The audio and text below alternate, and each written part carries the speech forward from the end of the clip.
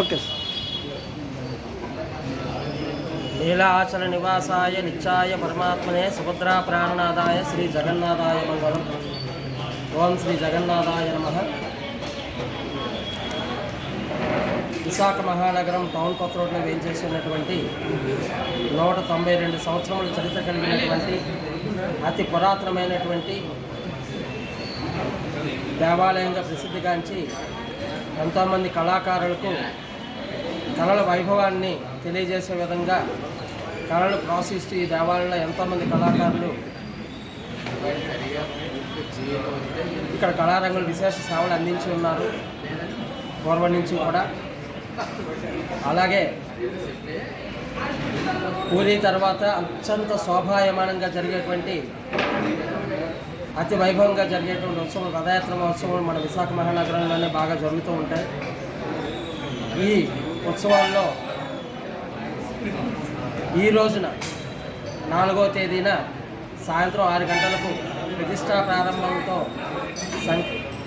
ప్రారంభ సంకల్పంతో ప్రారంభింపబడి 5వ తేదీన జలాదివాసములు, క్షీరాదివాసములు, పంచాయాదివాసములు విశేష హోమములు చేసుకుని 6వ తేదీ ఉదయం ఆషాఢ శుద్ధ పాడ్యమి రోజున నేత్రోత్సవంతో శ్రీ జగన్నాథ స్వామి వారు పునర్దర్శనం ప్రారంభమవుతుంది.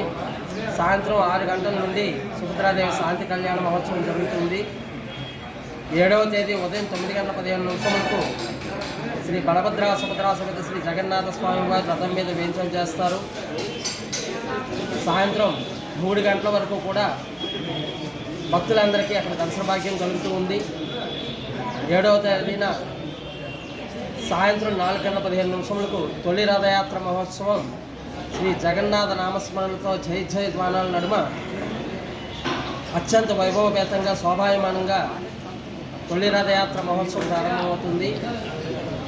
8వ తేదీ నుండి 17వ తేదీ వరకు ఇంద్రజన్ మహారాజు మందిరంగా పిలువబడేటువంటి తన్నర్ చౌట్రీ ప్రాంగణంలో కళ్యాణ మండపంలో స్వామివారు ఆశీనులు చేసి అక్కడ దశావతారంలో విశేష అలంకారాల్లో భక్తులకి స్వామివారు దర్శనమిస్తారు.